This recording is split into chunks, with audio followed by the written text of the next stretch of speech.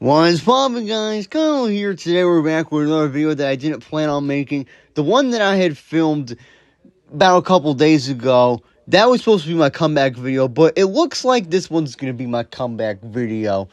So the reason why we are making a video today is, so Triple H today, he was on the Pat McAfee show, and he basically said he missed the Raw. I don't know if it was this week.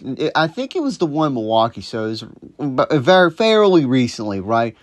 So he said he missed that Raw because he was at Kill Tony.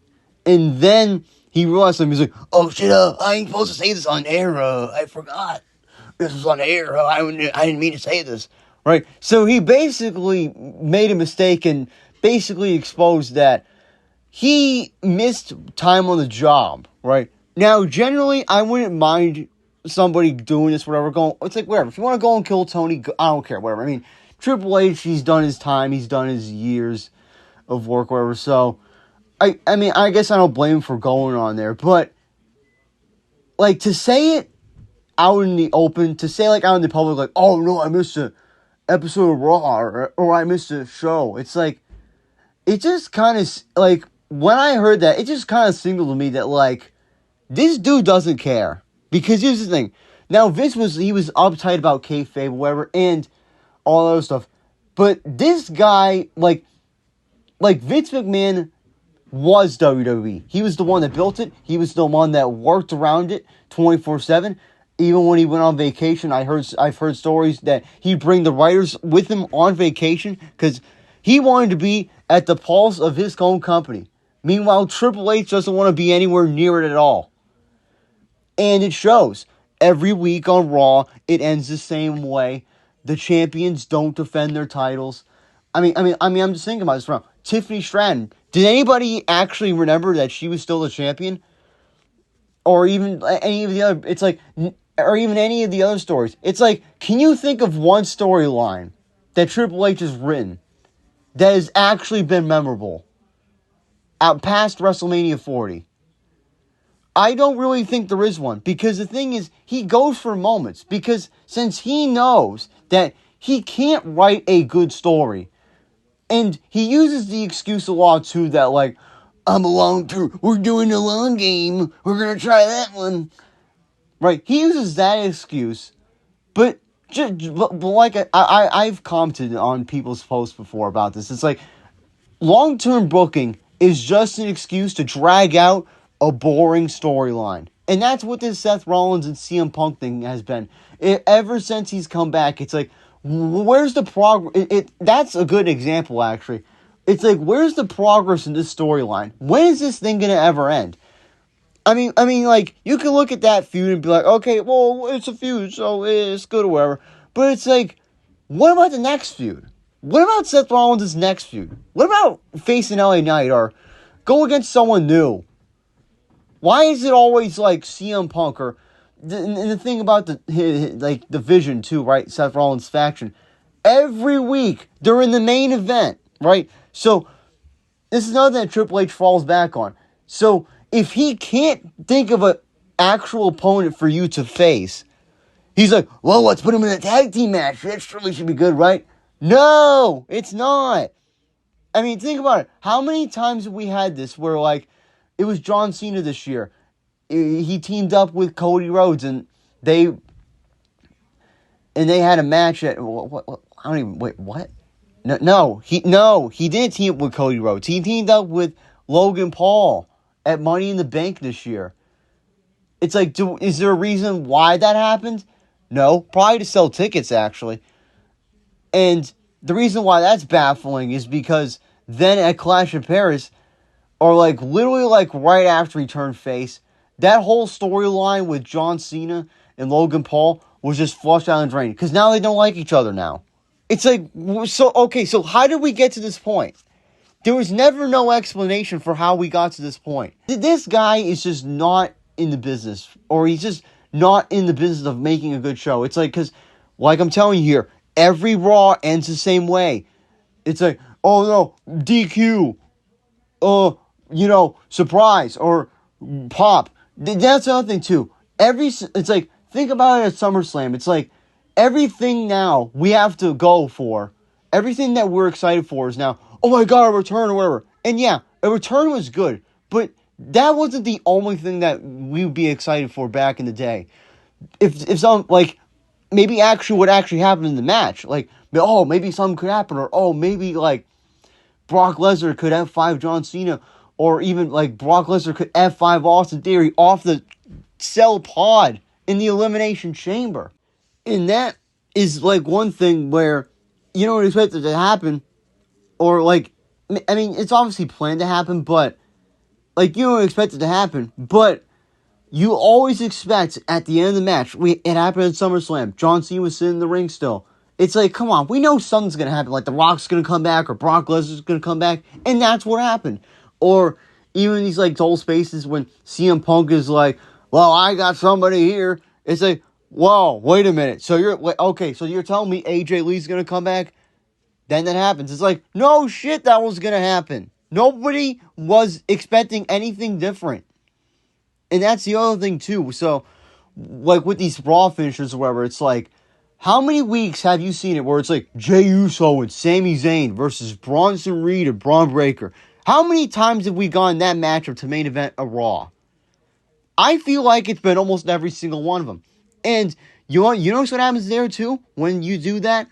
I stop watching, and many others stop watching. Because nobody cares about the same main event every week on Raw. And then it extends into other areas, too. Like, you got it with, like the Unreal, WWE Unreal show, the John Cena heel turn. It's like switching his location for his final match. It's like, why the heck would you not do it in Boston? And for money, obviously, but it's like, why would you not? It's like, you understand that, like, this is like one of the greatest WWE wrestlers of all time.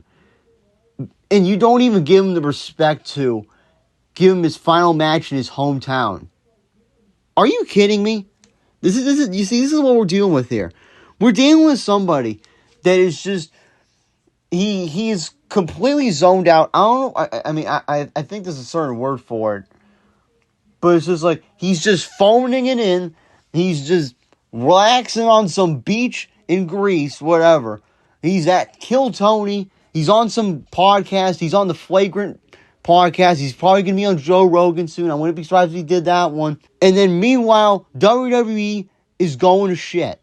And then on top of the shows that are non-memorable wrestlers, no good moments, basically just relying on cheap returns and cheap pops, he wants to charge you $360 a year to watch all of it combined. When you account for, like, all the pay-per-views, you have to watch the PLE services, like, you have to buy ESPN for $30 a month, you have to have Netflix, you gotta go through all this stuff, and it honestly gives you the conclusion, it's like, you just gotta take Stephanie McMahon's option and just get that VPN.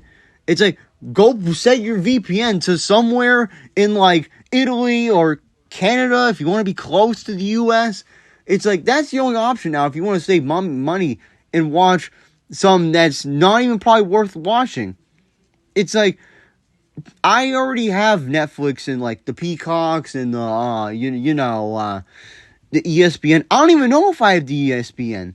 Is it ESPN Plus? Like, why am I asking questions about, all I want to do is watch my WWE, and I want it now.